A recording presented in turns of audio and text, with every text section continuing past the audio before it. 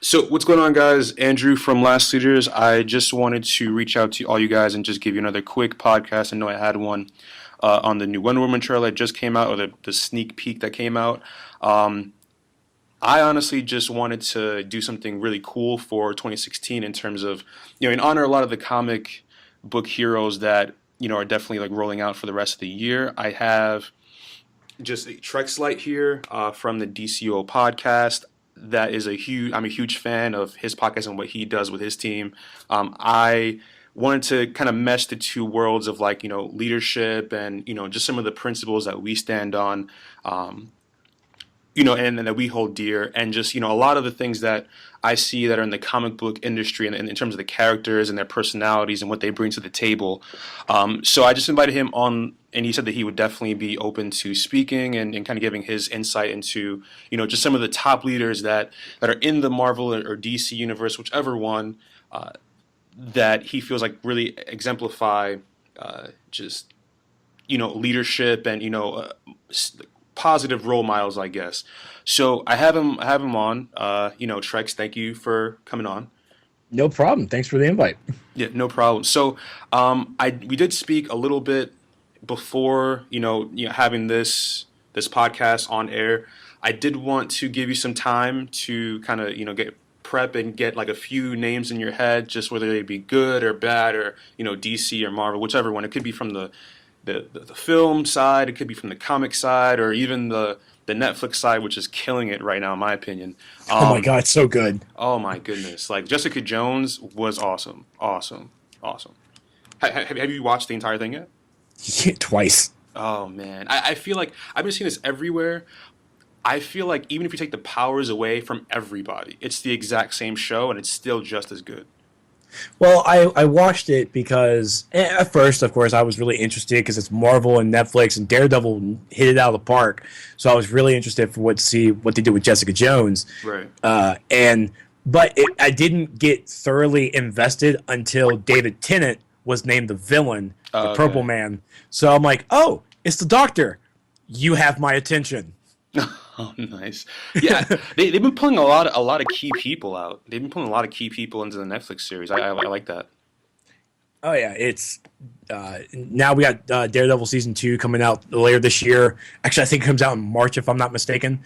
Yep. And we get Elektra and the Punisher, and Punisher now has his own series coming out. Yep. It's There was no other place for Daredevil, to be honest with you. Like you couldn't. I mean, maybe Deadpool could pave the way for that's another conversation itself. But I feel like Daredevil could definitely pave the way for a Punisher movie.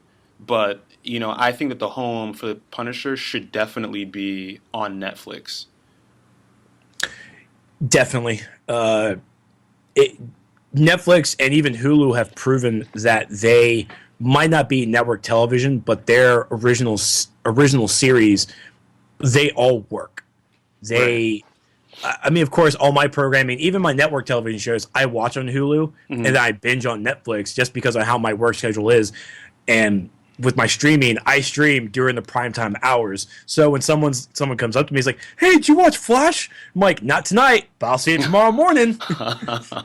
For sure. Yeah. To be honest with you, I don't know. I don't anticipate this happening, but personally, I think that at some point the Netflix series will be the home for a lot of heroes.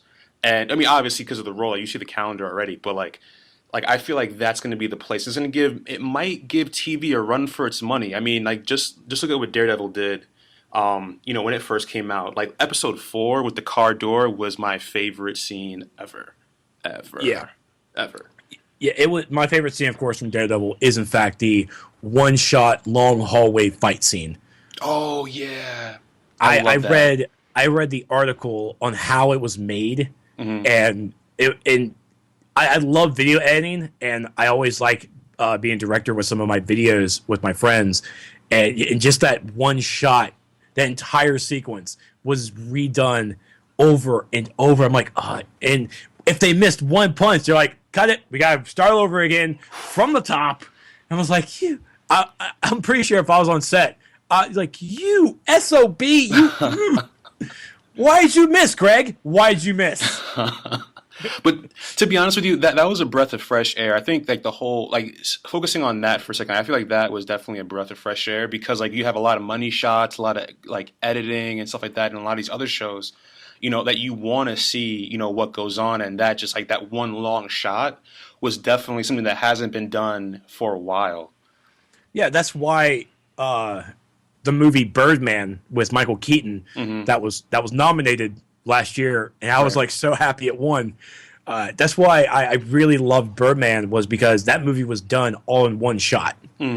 There was minimum editing done to it, and it's just watching it, just all one camera on a track, just as a film guy, I was enthralled. My friend that was with me, she liked it. My other friend who saw it another time, she hated it, and I almost hit her.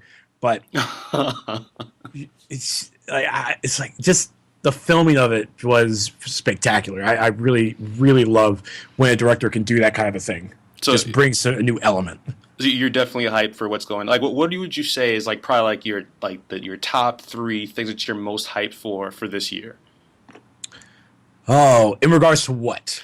I would say hero based. It could be like the big two. So whichever one. Yeah. Okay. So one, I have to see Daredevil. Okay. Or I'm sorry, Deadpool. Deadpool. I have to see Deadpool. Oh yeah, yeah. I am not a Deadpool fan by What? any means. Okay. Let me tell you this because my friend Steven, who I'm with on another podcast, he hates Deadpool, and he doesn't hate Deadpool because of what it is. He hates it because of what the cosplayer make it. Every cosplayer of Deadpool you see, they all have a British accent. Like if you have a British accent, you're more funny. You're not, by the way. You're just not. And with Deadpool, Deadpool can really just be anything. He can wear a sombrero. He could be Right. a chef. It's like he could be this multi-tool of comedy, and it does get annoying. By God, it can be annoying. And so I look at the comic book, and when I knew Deadpool, I know Deadpool as the deadly assassin who cracked a few jokes and still killed people in a horrible, graphic way. Right. Now you see him in multiple team up books on his solo stuff, and he's cracking more jokes, but also doing more gratuitous violence, which is not bad, to Right. say the least. But it gets strained. You get fatigue. You get the Deadpool fatigue because there's so many out there. You just get tired of it. Now with Ryan Reynolds, he is by far one of my favorite actors to watch. I think when X-Men Origins with that Deadpool, Wade Wilson, he did a fantastic job. And now I'm happy he's reprising his role and doing it better. Right. And I have to bring this up, that the mom who has the 8-year-old petitioning to make a PG-13 version of Deadpool. Oh yeah. No one wants to see a 30-minute movie. No one wants to see a 30-minute movie. Yeah. And at the same time, the kid's 8 years old, and you're asking for PG-13. He still should not be seeing the movie. He still has 5 more Exactly. years. Exactly. And at that point, I actually blame Marvel for that, because Marvel makes the comic books look so comical that they overlook the fact that there is gratuitous violence of blood and guts all over the place. You see it's in the comic, but it's overshadowed by all the comical that Deadpool brings. So now we have a Deadpool rated R movie, and are our parents shocked? Do you not read what your child's reading? Right. Even just in I the name too, like just in the name, Deadpool. Yeah, it's crazy because I have some of the X-Force comics, and I remember I had one of my aunts came to me and asked me, it's like, hey, your cousin's getting into comic books. Can you show me a few? I'm like, sure. Opened up my boxes. I'm like, here's some books that he can enjoy that will be good for him. And I even pulled out one of my Deadpool comics. Keep this away from him. He's like 10 years old. Keep it away from him. Right. And I showed her some of the pages of the violence. She's like, "Oh, that's not happening." I'm like, "Exactly. Right. Be a smart parent. Know what read what your kids are reading." Yeah, you can't like. To be honest, I have no idea. I read that and I was like, first of all, how does this kid know about Deadpool? Like, who's getting it for him? Are you? Did you? Yeah. Yeah. Do you know? Like, how can you advocate your child watching? Like, do you even know his backstory? Because if you did, would you still want? But then you know what? You know what? I understand. I do understand. Where they're coming from. Like, okay, it's a Marvel movie. It's a superhero movie. They're associated with Marvel, but at the same time, it's you want to be technical. It's not really Marvel. It's more so Fox. So it's a different company. Like Marvel and Disney, they have like, in my opinion, they make more kid friendly things for everybody to watch. There's not really any blood. That's not the same principle for everybody else. Well, this is actually Marvel. There's actually two types of Marvel. And they did this back in the 90s and some early 2000s, where you had Marvel comics, but then Marvel had what they called Marvel Knights.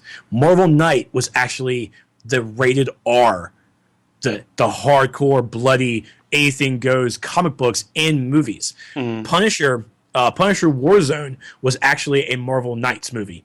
And I think Ghost Rider, the first one or the second one, I think was actually under the title for Marvel Knights as well. It was still a Marvel movie, but it was Marvel Knights showing like, hey, look, this is not your normal Captain America, Iron Man movie. This is actually pretty violent and might be a little graphic and strong language. Strong language is good. The Marvel Knights Punisher Warzone was by far the definition of blood, guts, and language. Just senseless violence, which honestly, it's needed. You just gotta like switch the brain off and just enjoy some explosions. Not too much, Michael Bay. Not too much. But besides Deadpool, I'm really interested with X-Men Apocalypse and then Doctor Strange. Batman versus Superman, I'll be there. I have no hype for the movie because it's throwing a bunch of shit together, and I am a big supporter of Ben Affleck. Anything Ben Affleck does, I'm there for you, except for Jersey Girl. You know you shouldn't have done it. And Kevin Smith knows too. Oh yeah, that was definitely a rough movie. I'm not gonna lie. I love Ben Affleck. I do. I was probably one of the only people on the planet that was like, okay, he can be Bruce. I could see him being Bruce, and I'm okay with him being Batman. Yeah, definitely. And that's what kills me about this whole thing is like Ben Affleck agreed to do another superhero movie when he did Daredevil, and the Daredevil movie definitely flopped. There were problems.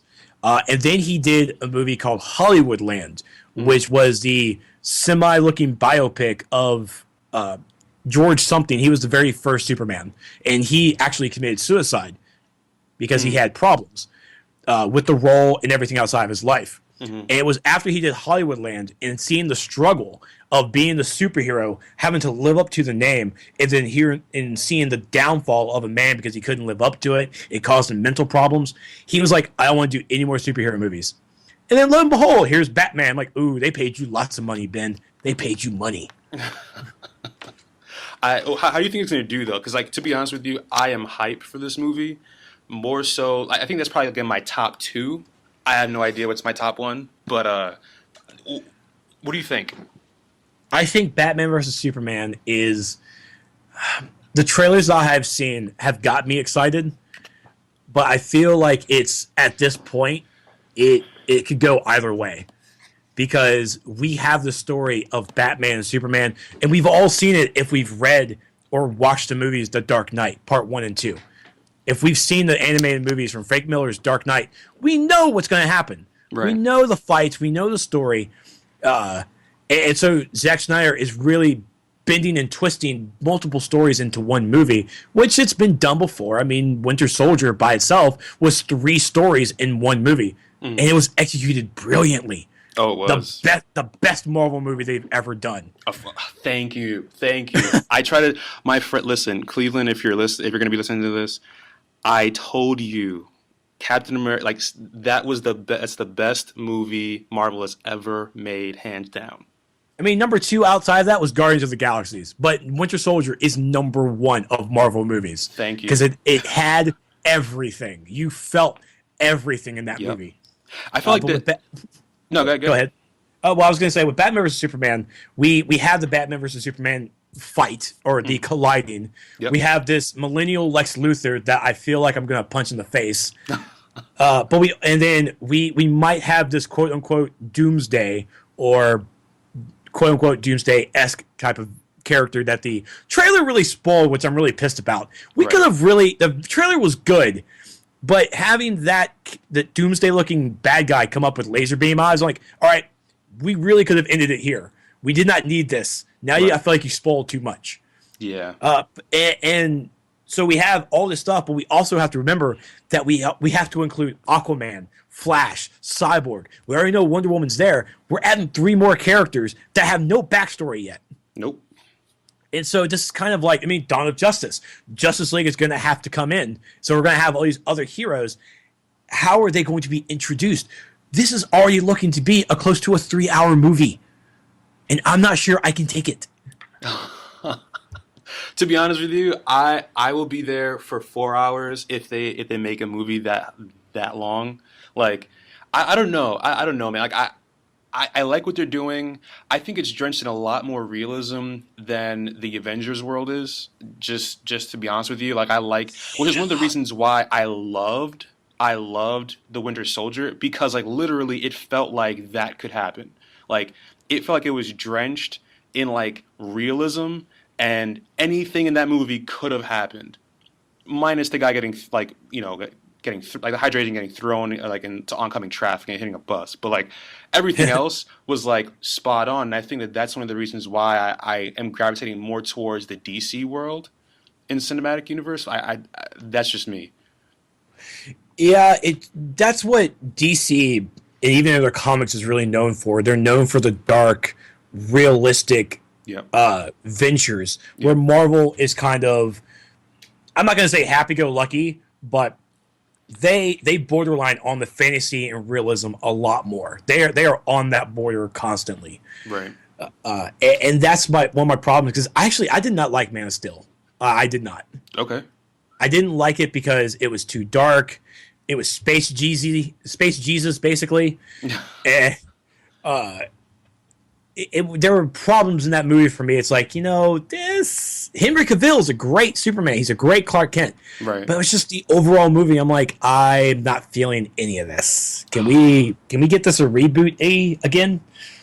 No. But now with Batman vs Superman, he's learned the consequences. Right. And so I am gravitating. I think I'm hoping I'm going to enjoy it.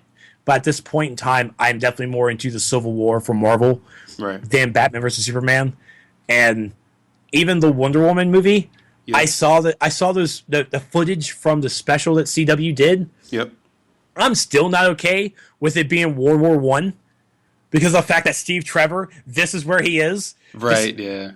Okay, so are we ever going to see Steve Trevor again? No. Why? No. Because he's in World War I. Yeah, I kind of didn't like that either. I was like, okay, like I know Steve Trevor, like I kind of sort of grew up with him just as an accessory.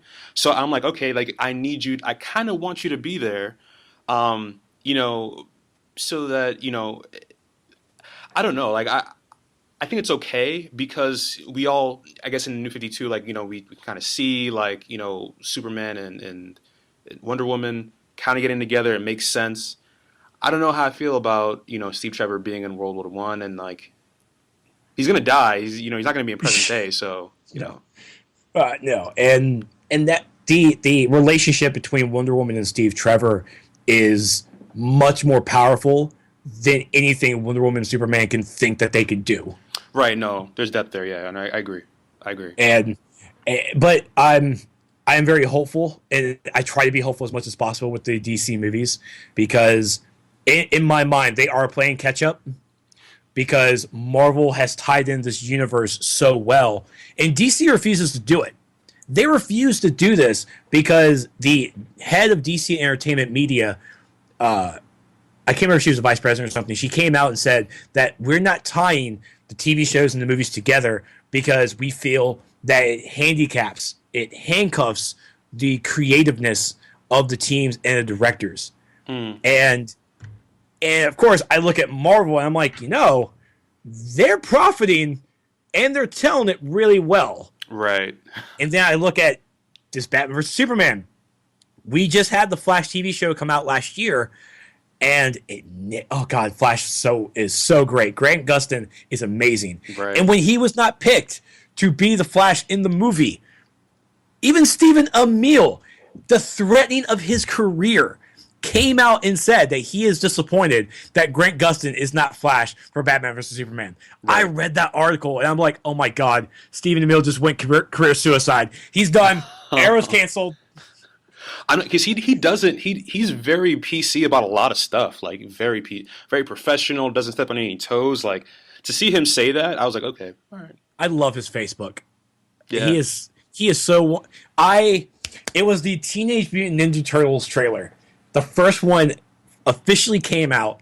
I'm sorry, no, it was a 30-second teaser to the trailer, which, by the way, marketing, go to hell. I hate you. A 30-second teaser of the teaser, pisses me off. And so I saw the teaser, and I'm like, not even a few seconds. Like, where's Stephen Amell? Where's Stephen Amell in this trailer? In the 30-second teaser, he replies to me, just like, I'm at the 12-second mark. And I'll go back to 12 seconds. I'm like, oh, son of a bitch, there he is. Touche, sir. He replied to me on Facebook. I flipped out. I'm like, geeked out. Just completely just lost it. Did you screenshot it? Hell yeah, I screenshotted it. It's on my phone. I show people I don't even know. Stephen Amell replied. It's like, here's Stephen Amell. You suck.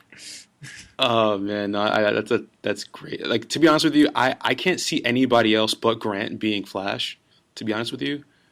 Like, see him on like the big screen would be amazing. But then again, you know what though? I think it would be definitely not be rooted in, like, obviously not rooted in the scriptures of comic books. But I mean, the Speed Force, you can go to different dimensions. So that's something to think about. I think that's probably the game plan, the end game for Warner Brothers DC. Right. That they start seeing like something profit or something go off the hinges, like something went wrong. Right. One bad movie, they're just going to call, all right, hit the infinite crisis button. Hit it. We're going to restart the movies. We're going to restart the TV shows. Super dimensional punch, just boom, break everything. All right, we're good. Yeah. and the Arrowverse is just amazing. Oh yeah. Of course, the first season was rough, and then you had the second season by far is the best season out of everything. Because second season, they realized, all right, we are a superhero show. We want to be as realistic as possible. Well, that's not going to happen anymore. Let's just be the hero that we're going to be. We'll have metahumans. We'll just do magic now and just go off the rails. I'm like, thank you for embracing your show. Right. You are embracing yourself. Good job. Exactly. I'm not gonna lie. This is a really good adaptation of Batman. I'm not gonna lie. It really is. He is the Batman we deserve. He is. Yes. Oh yes. Oh yes. Oh yes. I'm not gonna lie though. I do have like Sarah is probably one of my favorite characters on television right now. Like, White Canary is probably one of my most amazing. Well, what do you feel about Laurel? Because I look at Laurel every season and I'm just like, why are you here? Why are you here? Laurel is, and I mean, Laurel is Black Canary. So any person who always says we need to kill off Laurel, you really can't, because that's Laurel's is the Black Canary. Even in comic books, no one calls her Laurel because it's a horrible first name. But I mean, but Laurel is Dana. Dana is her middle name. Mm-hmm. She doesn't go by it right now. But Laurel is in fact the CW love interest. She is. As much as Ollie is in love with Felicity right now, and that's our CW love story, Laurel is the CW love mistress. The one who got away, who could not just settle it. So whatever happens to Ollie and Felicity, Ollie will go back to Laurel. It's just inevitable. Is it going to break up the team, though, do you think? Because, like, what do you think about that? Do you think it's going to break up the team, or? I don't think it will.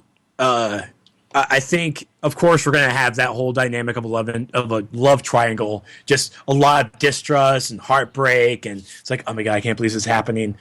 But if Ollie does go back to Laurel in whatever season, there will be animosity, but there will be a whole episode that will happen where Felicity and Laurel will be trapped together, and they're just gonna have to get all their frustration out, and then by the end of the episode, they're gonna come out like holding hands.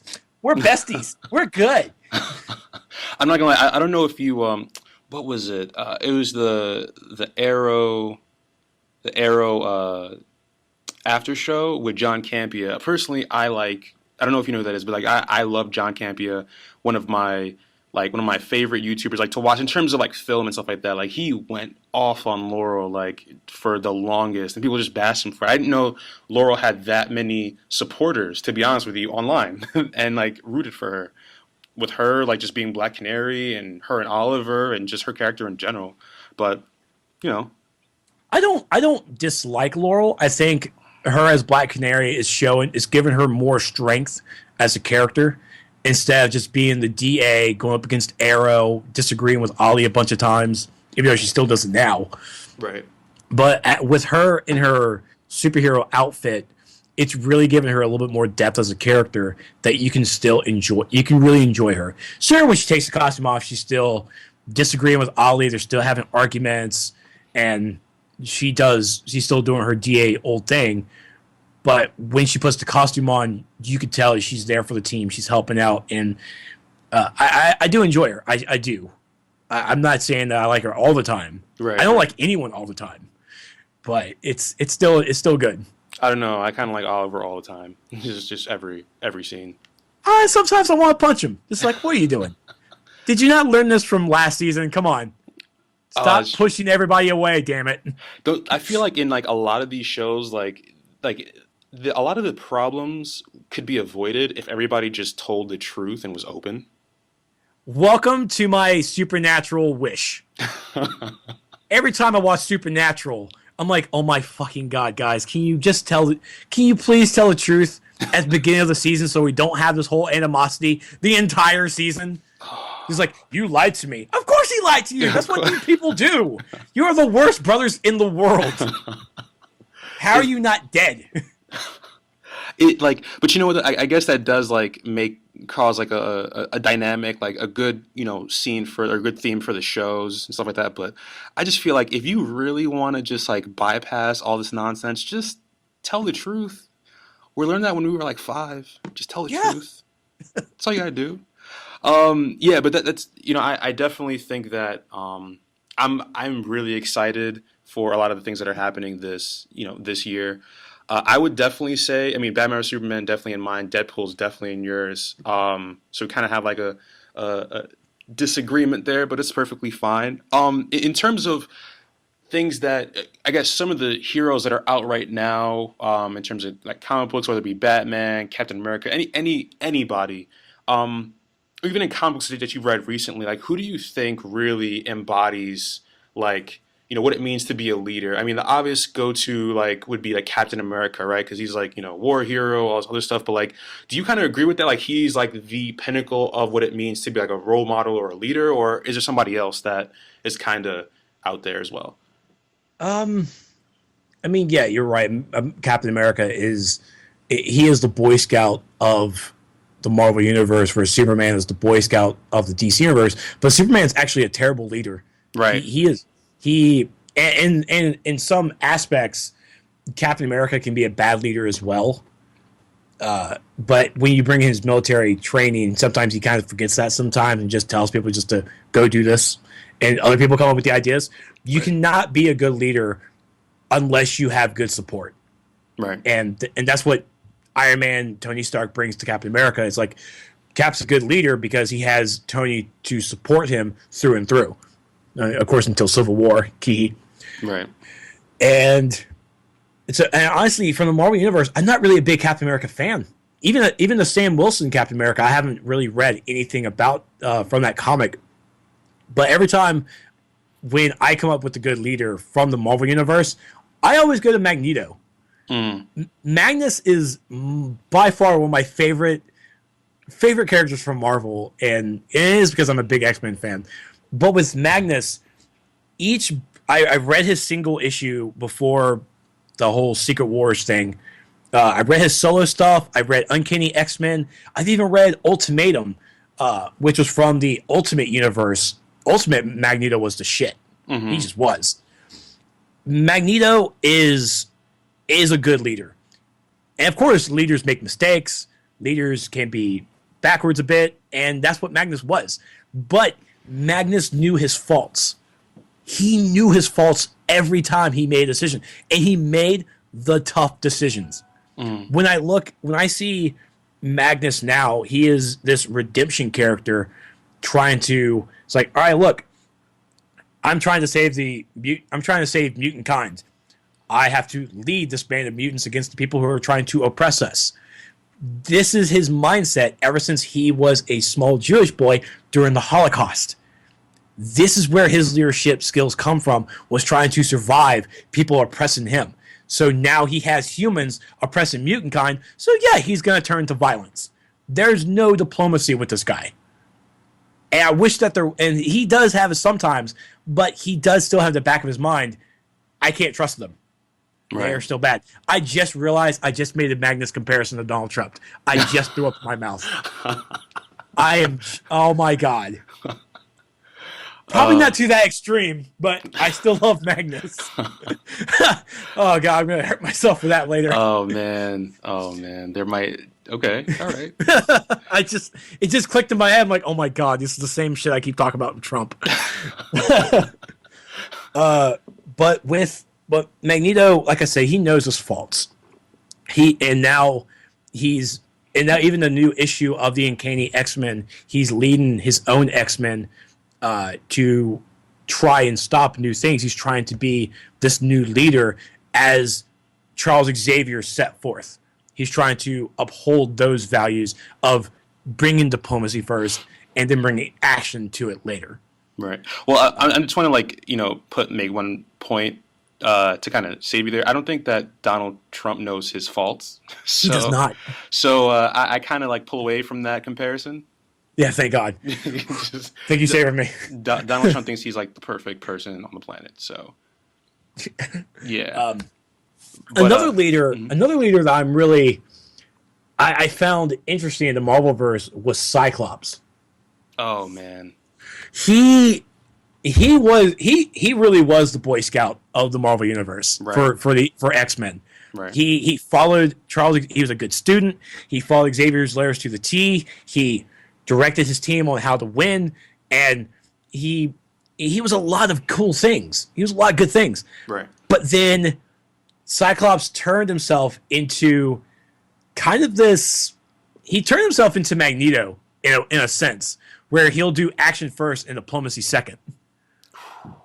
And him trying to lead his own X-Men against the other X-Men, trying to bring about this mutant revolution was possibly one of the best things I saw from him. Because even as the Boy Scout, you are bland. Right. You are just a boring character. No edge. No edge whatsoever. And the only edge Cyclops brought to the table was anytime with Jean Grey and Wolverine hitting on her, or Jean Grey dying, or he's being sulky. It's like, oh my God, can you just stop being so CW right now and just be a man? Be HBO. Be HBO.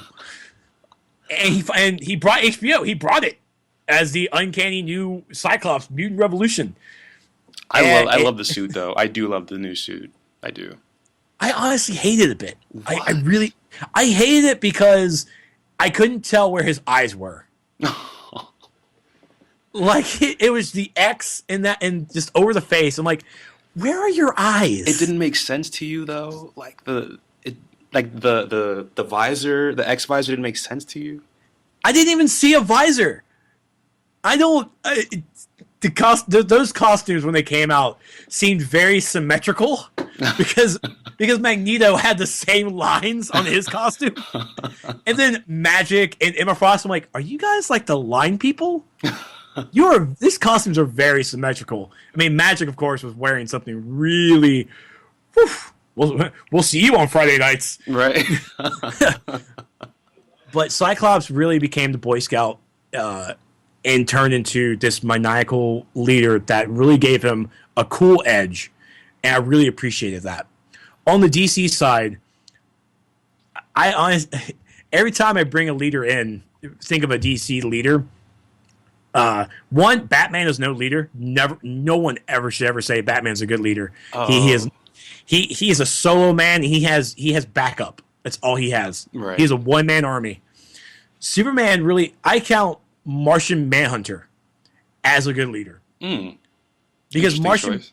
Martian Manhunter, he, and even in the cartoons for Justice League, where was Martian Manhunter? Always in the Watchtower. Right. Where was he though? He was always in front of the monitor. He always gave out where the trouble was and what to do. God, you're right. I Tactician. mean, Yep. he was it. And he was a good tactician. He was an excellent leader. And even in the United Justice League United, he was a leader there, trying to lead these new heroes into doing heroic things. He he sees everything because Right. he's an outsider. And I appreciate that from Martian Manhunter's perspective, where he can see both sides and still try and choose the right direction and still be a hero. But he's looking at everything on the outside, and I appreciate that view. And a good leader should be able to see both sides of the issue. Right. And you don't get that from many other people in the comics. Right. I don't know. Like I feel like that's definitely something that's like key too, because like if you're gonna be a leader, you can't be. I remember Oliver said that he like everybody else should be able to mourn. Like he doesn't have time to mourn because like he wants to give everybody else that luxury because he has to lead. He has people that depend on him, and I feel like that you as a leader you need that type of like low key like very rational like sense of self, like Martian Manhunter seems to have. I feel like, when we look at a lot of the people that, at least nowadays, are leaders or that have the bigger voices, and Martian Manhunter, I mean, he's popular, he's great, but he's not a Superman, he's not a Batman, who aren't No. really great leaders at all. But, I feel like that's something that we're kind of lacking today in general is that ability to step back and say, okay, like let me look at the big picture as opposed to just siding with one or the other. Yeah, exactly. That is really a big thing. And I'm trying to see on the Marvel side who I can't think of anyone who really saw both sides besides Charles Xavier. Charles Xavier is one of the epitomal leaders in the Marvel universe because he saw everything. But he just chose the diplomatic route where Magneto chose the basically the action first. And I don't know if you saw this. There, there was a meme, of course, but it was actually a really powerful meme that when Stanley, and I think maybe Joe Kirby, I don't think it was a Joe Kirby thing, Yeah. but when Marvel created Professor X and Magneto, they are actually the comic book embodiment of Martin Luther King and Malcolm X. No, I didn't. I didn't That see that. Professor X was the Martin Luther King and Magneto was the Malcolm X for the comic universe. That's where Stan Lee and them drew the inspiration for these characters. That's where the X-Men is really synonymous with biracial people like myself, where we don't get to really choose a side because we're both. Right. And you have the X-Men being oppressed by the humans, and the humans are afraid of the X-Men, of mutants. So that's where that whole dynamic comes from. It's a race issue, and that's what I love about it. So of course I'm going to try probably side a little bit more with Martin Luther King for diplomacy, or Malcolm X showing strong force, get it done. Right. But then there's definitely that, and not to dive too deep into it, but like there's definitely that side of people who have gotten have had injustice happen to them that might have a larger scar than others. Mm-hmm.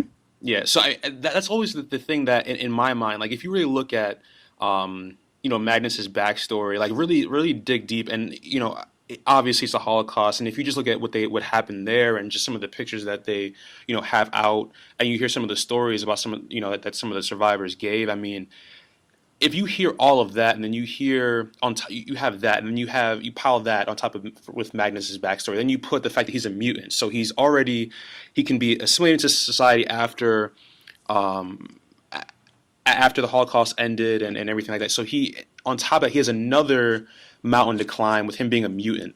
So like, really, can you blame him for being so militant? No, and that's probably the one thing that really draws me every time to Magneto is because he's so militant, but he has a reason behind it, Right. and it's coming from his life history, what he's experienced. He doesn't want any other mutant to face it.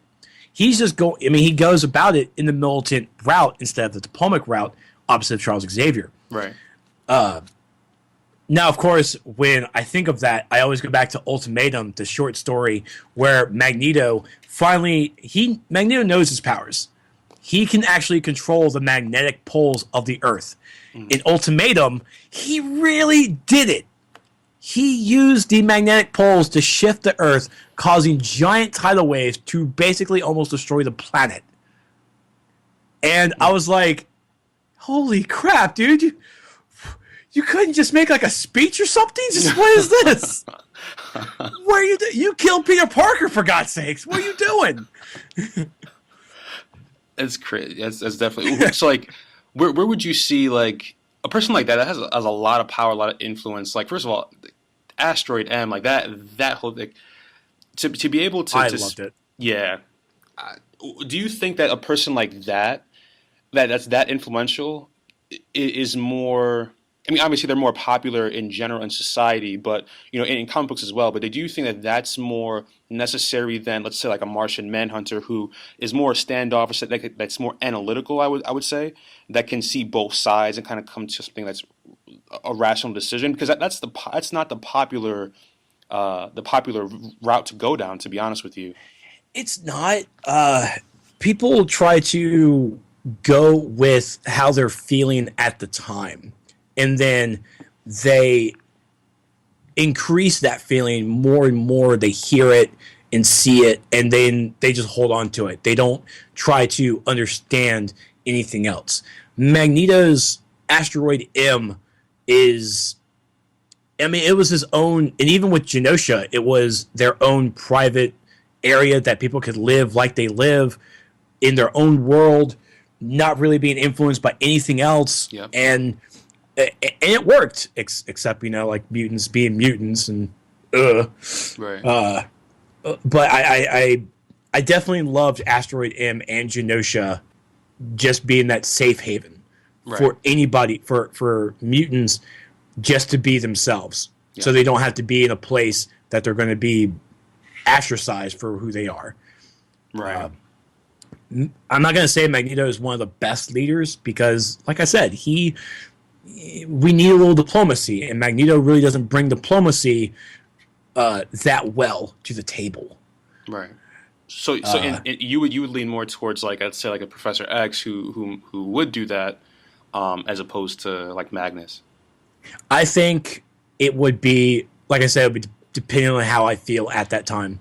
I think if I wasn't so, if I was a mutant and at that time when I just turned into a mutant, if I had people that were supporting me, I feel that my mentality would go towards Professor X. But if I had people oppressing me constantly, a fear for my life, I think I would run over to Magneto. It turns into an emotional state of mind at that moment. Nature Right. versus nurture on which way you want to go. Okay.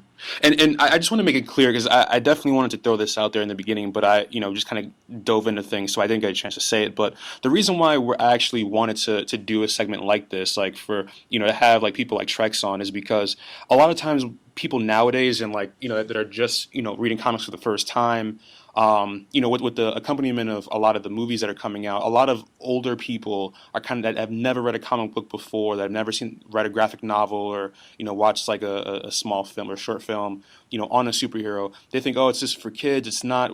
Off the air, we had we spoke, and you said clearly Deadpool is not for kids. Clearly not for kids. Clearly. especially not 8-year-old kids. It's not going to happen. But just to be honest with you, a lot of the stories that come out of comic book kind of reflect what the country has gone through and some of our philosophies and ideologies that we do have.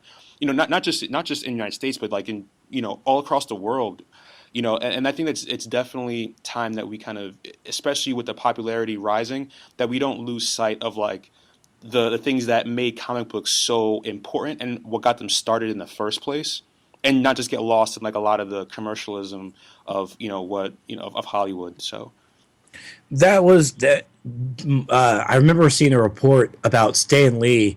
He A lot of the Marvel books during World War II, during the Nazi regime, a lot of the Marvel books were actually war propaganda yep, against the Nazis. I mean, that's what Captain America. I mean, for God's sakes, Captain America punched Hitler. yep, Like, if that doesn't say comic books are kind of tied into to reality, you can't find a better example than Captain America punching Hitler. right, That's the one thing that even the first Captain America movie, the first Avenger, had to have right, was America punching Hitler. yep, Perfect. yep, So, and I remember recently during the Black Lives Matters movement, yep, I think it was either the cover or inside the book of Superman Unchained, or it was one of the Superman books, that Superman actually had chains wrapped around him and he was blocking the police attacking black people.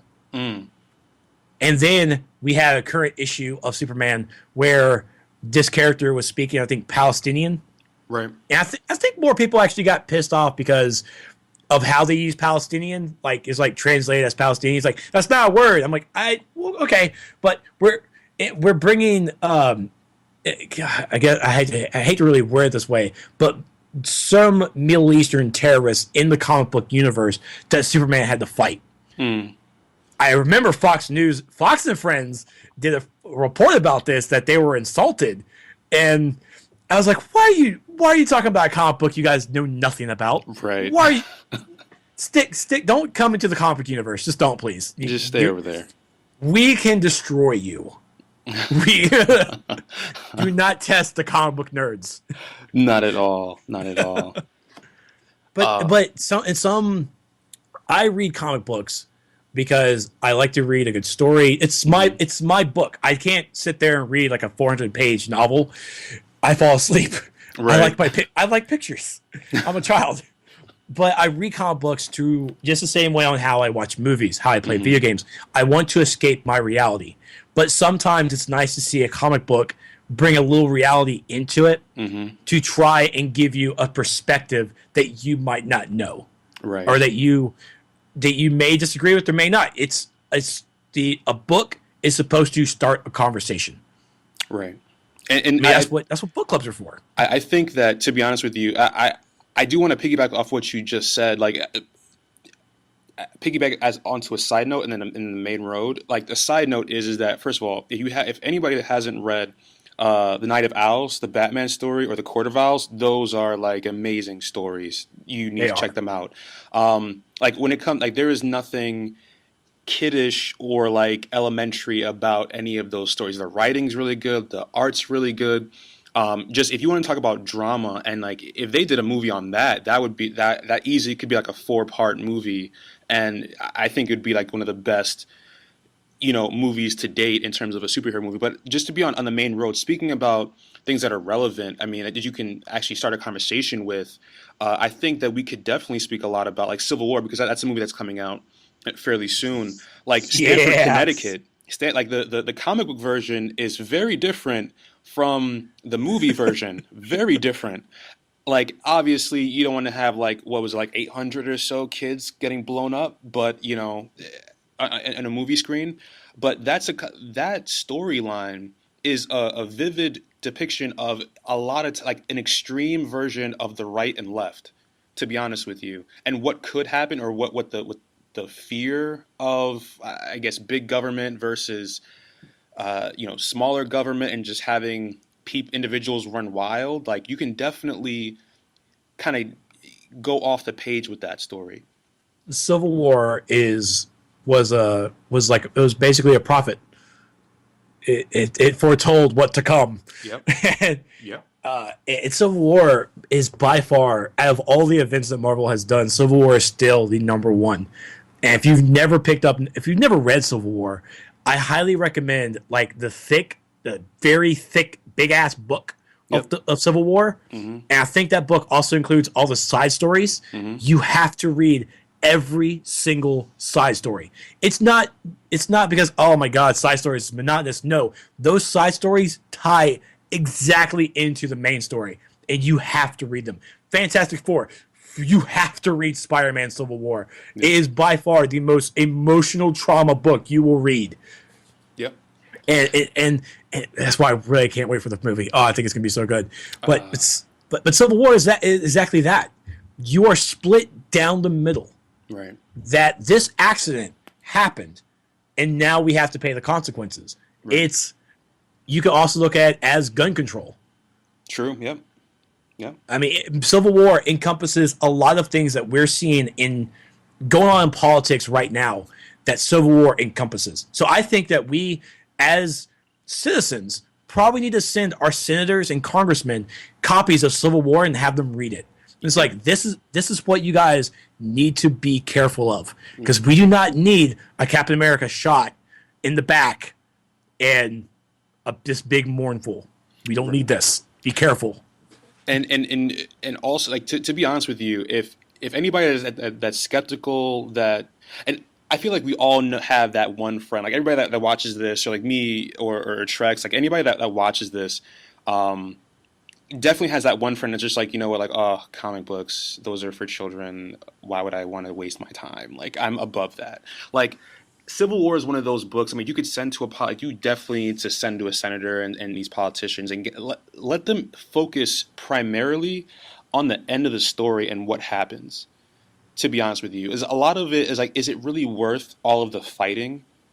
You know, I think that we have like kind of underplayed a lot of the comic book storylines that are out here, and it's just, to be honest with you, I think a lot of people can gain a lot of knowledge and insight into what goes on in the country just by reading this, especially since it's, you know, election time is coming around, that, and you kind of want to see the extreme sides of both parties, but there are extremists and fundamentalists within these parties as well. So, and every time I look at politics, I always have to look at it.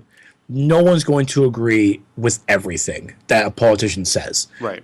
You try to find the majority of what they say and agree with it, and you go with that person. Yep. You are always choosing the lesser of two evils. Yep. There's no such thing as the perfect candidate. Yep. I have my candidate who I really like, but everyone talks about how he cannot fulfill this kind of things. Well, you know, Obama didn't fulfill anything either, but that's Right. also not his fault. Right. So, I mean, we have to look at our Senate and our Congress, because they're the ones who do not pass this bullshit. Right. This is definitely a side note, but I mean, you know, there's a lot more that goes into, you know, government as opposed to than just like one person. Like, it's not just like this one person has like 100% power over every single person in the government, and you know they're all his whipping boys. It's not like that. Yeah. So, but yeah, to be honest, I definitely wanted to just throw that out there for people, because it's like severe. Comic books are like the wave right now. Comic book movies are the wave right now. But if you really want to understand why all of us are like so geeked out about all the movies that are coming out and all the Netflix shows that are, you know, about to come out, you really need to get into the stories. Like, I almost destroyed my screen when I saw like Serpent Society and then it switched to Civil War. I was like, oh my gosh, this is. Somebody pinch me. Yeah. But yeah, I to be honest with you, I think you know, I definitely agree with a lot of the choices that you did have. I actually had one person in mind that you didn't say in terms of, like, you know, being a leader. What do you think about Doctor Doom as a leader? Oh, man. I really wish you didn't say Doom. Okay, so I just got done reading The Secret Wars. Yep. God damn it. Doctor Doom is the man. Yep. He So for those who haven't read Secret Wars, this is the kind of big relaunch for Marvel, bringing in new stories and kind of a reboot. The Secret Wars, basically something happened that the Marvel universe has collided in this big, extravagant way, and so Doc Doom became a god. How he became a god, I'm not going to tell you because that's a big spoiler, Right. and you need to read it. But he became a god, and he took the broken pieces of each world and kind of made his own world called Battle World. And each different little continent has a story going on, where this one continent is ruled by all the women of the Marvel Universe called A-Force, which is a really good title. Oh yeah. And then you had like the Shield. You had this whole dead zone full of nothing but Marvel zombies and Ultrons. And it was. I actually have the map beside me. It's exploded into this whole thing. And Doc Doom is the god. He rules the entire planet. What made Doc Doom become a god, which I'm not going to spoil, I teared up. Because Doc Doom made the hard choice that Stephen Strange said he was not man enough to do. And he looked at Doc Doom, and Doom was like, I'll do it. And he took the mantle. He took the responsibility. Now, of course, you have Doctor Doom. We all know Doctor Doom's a villain. We all know it. This is a guy just sitting in his castle watching this world that he created to save thousands, if not millions, of lives. He saved lives to do this. And people are upset because they're like, this doesn't seem right. This doesn't feel like we need to be. We need to uprise. We need to just figure out what's going on. We need answers. And Doc Doom tried to silence it because if the truth came out, it would destroy the world. And that's what heroes do. They had to argue. They're just like, oh, well, this doesn't seem right. We're still going to fight you. Haha, you're a villain. But Doc Doom, after reading The Secret Wars, I have a newfound respect for that villain. That I think that he did what he needed to do. And if I was in his shoes, I would have done it too. Of course, I would have tried to make sure that no one really rose up against me. Right. But, c'est la vie. But Secret Wars is, I'm not going to say get it in singles right now, wait for it to come out in trade, and just read just the main story. Some of the tie-ins, the solo titles, some of them were good, not all of them, but some of them were good. But just read issues 1 through 9 of the main story, and you'll get the gist of everything. And it was really well done. It took a while for issue 9 to finally come out and end, but that's a Marvel thing. Yeah. But at the end of the day, I look at Doc Doom, and I thanked him. The end of issue 9, it's a big, everything's back to normal. Something cool happened with Doc Doom. I closed the book, and I said, thank you, Doc Doom. And I actually cursed out every single Avenger. Every person who went up against Doc Doom, I cursed them out. Like, what are you doing? Do you know what this man did? I even look at Reed Richards. Reed, you know what he did. You are killing me right now with this moral compass that you have. I understand. You think this is a good thing, but he saved. You did nothing. You jerk. You Right. bearded, elongated jerk. I would comment, but I definitely don't want to spoil it. I feel like I'm not tactful enough to not leave something out, so I'm not going to comment on it. But no, I definitely understand you. I definitely respect. I feel like this is the story that he needed though, because like to kind of get out of the Fantastic Four shadow, because he was out, but he wasn't fully out. If you understand what I'm saying, that makes sense. Yeah. He was a villain for other characters, but he is of course the main Fantastic Four villain, and he needed this. He really did.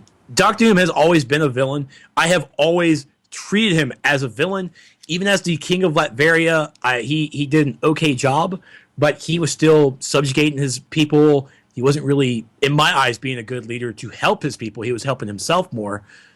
But after seeing Secret Wars, this was like a complete redemption in my eyes for him. Right. Just a complete redemption. I agree. But this is also how Fantastic Four is no longer part of the Marvel Universe. So, haha, In your face, Fox. You know what though? I personally I like the Fantastic Four, and don't kill me for saying that, but like I like the idea of the Fantastic Four, and I like the history of them, but I just feel like they're not main players. They're good accessories. Like Reed is definitely a great accessory. Like if you want to have like a world-ending, like like we just finished talking about, like a world-ending scenario where you need like the greatest minds. You get Black Panther, you get Reed, those are the guys that you go to. But by themselves, just like the movie, not a fan, not a No. fan. No, Fantastic Four and my friend Jeff from Geek Legacy, he has a podcast over there as well. They do reviews. He came out and said that the Fantastic Four don't need a book anymore. They don't need a movie. Because you're right, they are not relevant. No. The Fantastic Four is Marvel's first family. Yep. And that's what you love about it. You love the family dynamic that they bring. But their stories are done. They are absolutely done. And what both movies failed to grasp. Well, the first Fantastic Four movie was actually really well. I really still enjoy it. Silver Surfer, I'm still mad because Galactus, that was bullshit. He's like a fart cloud or something. Yeah, he was a fart cloud. And then the Fantastic Four reboot was basically a science fiction movie that they just slapped Fantastic Four on that didn't even need it. But the Fantastic Four, they are not superheroes. They are scientists. Right. You have to embrace the scientist aspect of anything Fantastic Four. And because of Reed's experiments of screw-ups, because he screws up, he's smart, but he screws up, because a lot of the crap they have to go through is having to fix his thing. It's like, I did this, can you guys help me? I need your help. Please help me fix this. And then you bring in the superhero aspect. They don't save lives like a Captain America or Iron Man do. They do experiments to learn more about the world, the universe, the everything. And they just have to, and they come across these issues that they have to fix. You have to treat the Fantastic Four as scientists first, superheroes second. Right. Actually, no, better yet, scientists first, family second, superhero third.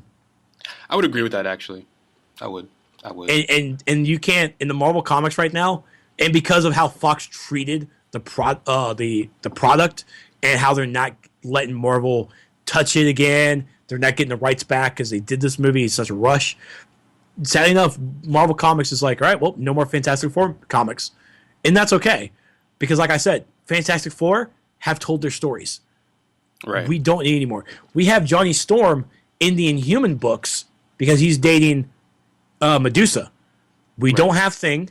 Reed, Susan, and the kids, they're off exploring the galaxy. Right. So, no more Fantastic Four, and it's not a bad thing. It's not. It's not. We don't need them. I will say, though, I did mention to some of my friends when I went to go watch the movie, I said, I feel like I'm not going to hate this movie, but it's going to be painful to watch. Like, because I want it to win, but I know it's not going to be up to my standard. And I said that the only redeeming quality is probably going to be MBJ, Michael B. Jordan. Like I said that, and to be honest, I think I was right. I found the first half of the movie like a good science fiction movie. It just pains me that it was Fantastic Four characters, but I'm like, I sat there, I'm like, you know what? That first half was really good science fiction.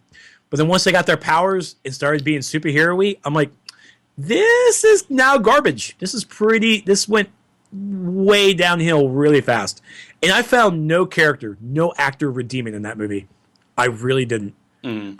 The brother-sister aspect between Johnny and Susan is very strong. And you did not have that with Kate Mara and Michael B. Jordan. Mm-hmm. They were and at the same time, Kate Mara was just so emo and quiet and just bland. Just nothing really. Honest Trailers. On YouTube, Honest Trailers did an Honest Trailers for Fantastic Four, and they got it down to a T. And so if you haven't seen it, go to Honest Trailers on YouTube, type in Fantastic Four, find it, their video, and just watch it. Everything wrong with the movie, they pinpointed exactly. Because Kate Mara was just like, just sitting there quiet. Yeah, that's cool. I'm like, is that it? Is that it, Susan? Show some motion. I'm sorry you're adopted, but my God. Do a cartwheel. Something. I do have just 2 minutes. We do have to kind of wrap it up, but I do have just two more people that I think they're actually in my top 5 superheroes of all time. Okay, the first one is Black Panther. What do you think? I knew you were going to say Black. I knew Black Panther was going to come up in this. I knew. Okay. And the reason I didn't count Black Panther as a good leader because he is already a great leader. Okay. Because of the fact that, for God's sakes, he is already a king. He's the king of Wakanda. Everyone loves him. No one. Okay, well, besides like the people who are jealous of him, hate him. But Right. he is the epitome of a good leader. So making if I have to bring up Black Panther as a good leader, it's kind of like, well, in the discussion, no one else, because Black Panther is the epitome. He is the top of the mountain as a good leader, as a great king. And at the end of Secret Wars, when Black Panther comes back to Wakanda and they're going to space, he's revolutionizing. It's like, we're going to be the first Wakandans in space. We're going to do the space program. We're going to do this for my people, for this Earth.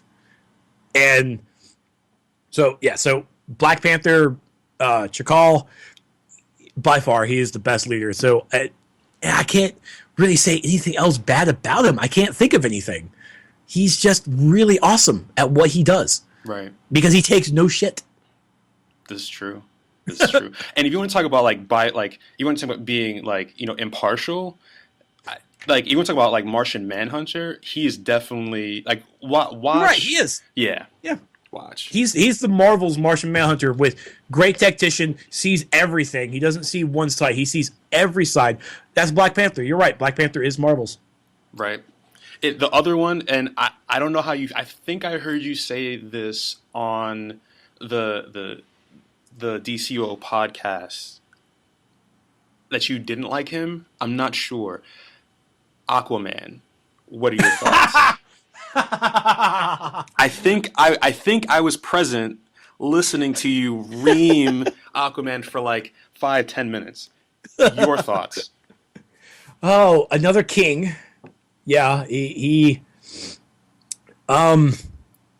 really gets hard because there are different types of Aquaman because of the fact that you have Aquaman from New 52, you have Aquaman from the Justice League comics back in the day, and even on the TV show. And I'm talking about the Aquaman with the hook hand. Right. He was fierce. True. He gave no shits. He did not care about anybody on the surface world. He cared about his people only. And I think it's good that he cares about his people so much, but he definitely fails into the category of bringing diplomacy. He's not very diplomatic. And as badass as New 52 Aquaman was, yeah, he gave no diplomacy. Okay. He let someone else do it. And sometimes as a leader, you have to delegate that responsibility. And I respect that because because I myself, I'm a league leader for my league when Crossplay comes out. And I'm just like, you're going to have to do this. I can't do that, so I'm relying on you. So a good leader has to have people that he can rely on respectively that can do the job. And with Aquaman, it's rough. He carries a big stick, and he will use that big stick at a moment's notice until Mira's like, put it down. We need to do this right. Right. But yeah, Aquaman really cares only about himself. He is half Atlantean, he's half human, but he respects all Atlantean, not much of human. If we're speaking about like you said, like the Justice League Aquaman. But if we're speaking That about like the guy. like, new 52, it's like he's like torn. He has a heart. He's like torn between two worlds. So Yeah. I don't know, like, but just because for the sake of conversation, just because it seems like that's the route they're going towards in the movies with Jason Momoa, which he looks awesome in my opinion, by the way. Yeah. I would definitely agree. I would definitely agree. Great, I think he's good leader, good military, definitely good military leader. Not so good in bringing diplomacy. All right. Okay. Well, to be honest with you, those are the ones that I had just off the top of my head. But thank you for taking some time out to grace us with your comic book presence. No problem. I hope I didn't offend too many people, and I hope I gave good suggestions. At least good suggestions enough to start a conversation. Exactly, exactly. All right, guys. It was great. This is Andrew from Last Leaders TrexLight signing off. Thanks, guys.